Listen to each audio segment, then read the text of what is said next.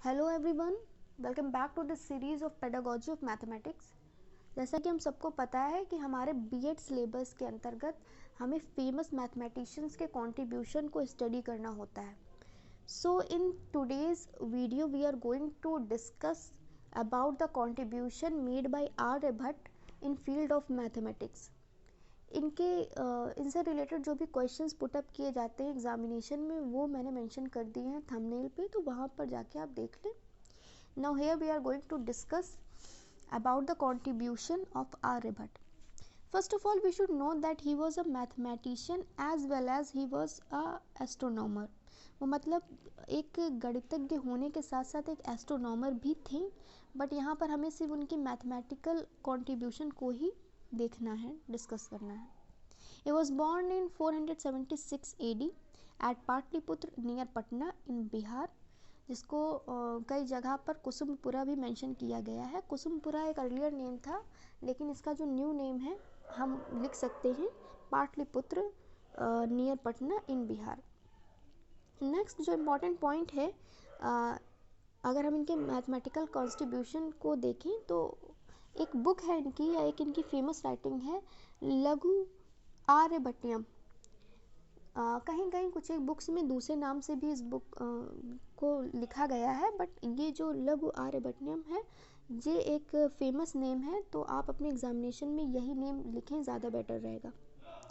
इस बुक के अंदर यहाँ पर दो पोर्शन है जहाँ पर इनके मैथमेटिकल वर्क को देखा जा सकता है। तो पहला है दस गीतिका, जहाँ पर 10 वर्सेस मेंशन की हैं इन्होंने। देन सेकंड इज गणित पदा, जहाँ पर 30 वर्सेस मेंशन की हैं इन्होंने। इन दोनों ही पोर्शन में इनका पूरा का पूरा जो मैथमेटिकल वर्क है वो देखने को मिलेगा। Now the next important point that we should know about him is that he is known as the father of Indian mathematics.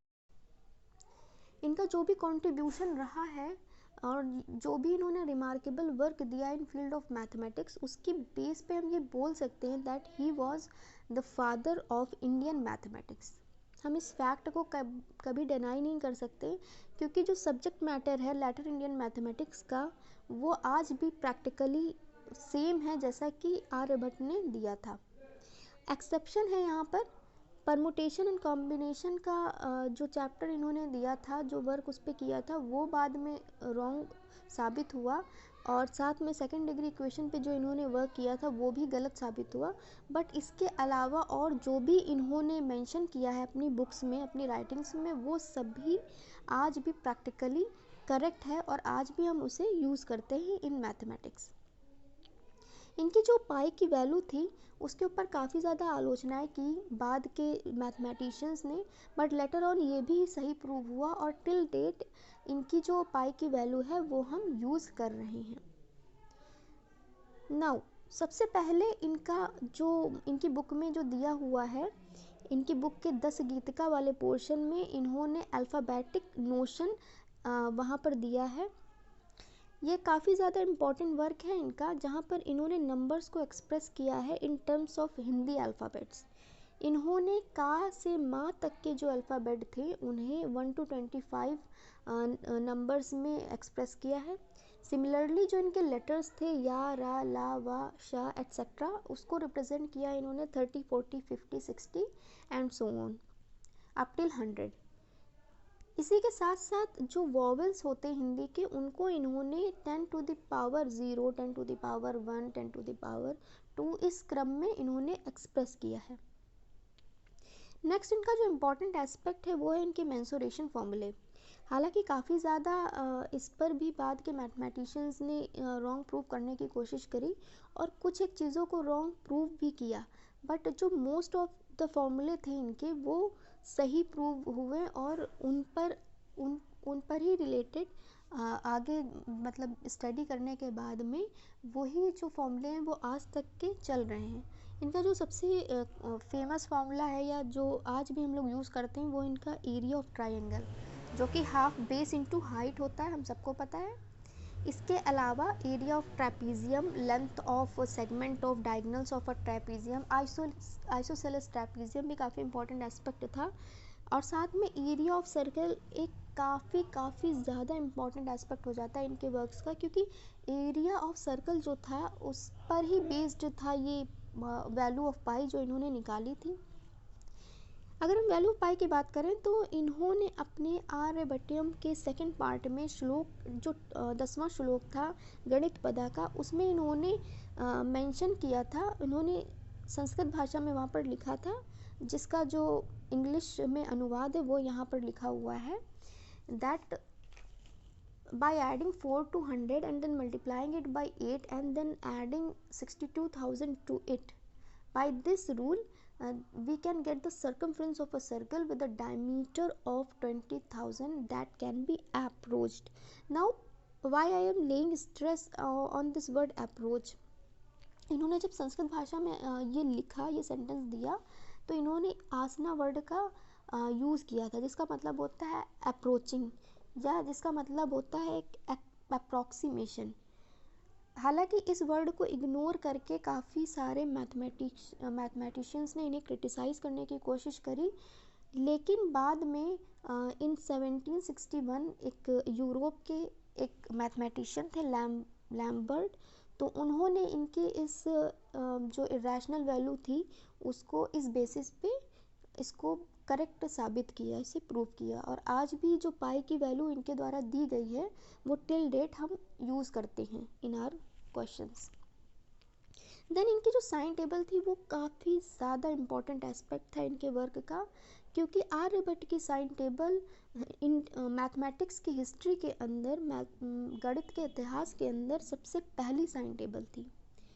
और ये जो हमारा डिफरेंशियल फॉर्मूला होता है इसी के बेस पर थे, या वी कैन से कि इनकी जो सक्सेसिव डिफरेंसेस का फॉर्मूला था वो कहीं ना कहीं इस डिफरेंशियल फॉर्मूले से करस्पॉन्ड करता है। और जो डिफरेंसेस इन्होंने दिए थे अपनी बुक में वो कुछ इस प्रकार थे: 225, 224, 222, 219, 215 एंड एट्सेट्रा। ये इनके 10 गीतिका में मेंशन है साइन डिफरेंसेस। इसके अलावा भी उन्होंने काफ़ी सारे वर्क किया है साइन टेबल के ऊपर। सब कुछ हम मेंशन नहीं कर सकते, हमें थ्योरी पोर्शन ज़्यादा मेंशन करना है, बहुत ज़्यादा क्रिटिकल मैथमेटिकल पॉइंट्स बहुत ज़्यादा नहीं डालने, कुछ एक फॉर्मूलाज हमें मेंशन करने अपने क्वेश्चंस में।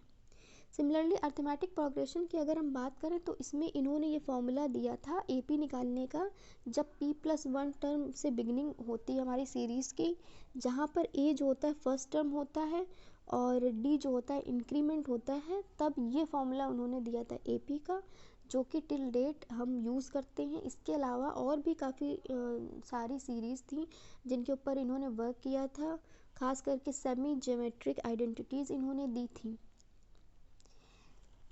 तो इन सब के अलावा अदर भी रिमार्केबल वर्क्स हैं इनके, जैसे कि सनडाल एंड शैडो प्रॉब्लम्स, इन्होंने उस पर काफ़ी वर्क किया। एक्लिप्स पे वर्क किया, क्योंकि जब इन्होंने सर्कल पर वर्क किया तो सर्कल से कुछ हद तक मिलता जुलता एक्लिप्स होता है, तो उस पर भी इन्होंने वर्क किया। इसके अलावा इन्वर्स ऑपरेशन पर इनका वर्क काफ़ी फेमस है। इंटरेस्ट प्रॉब्लम्स इन्होंने सॉल्व करी।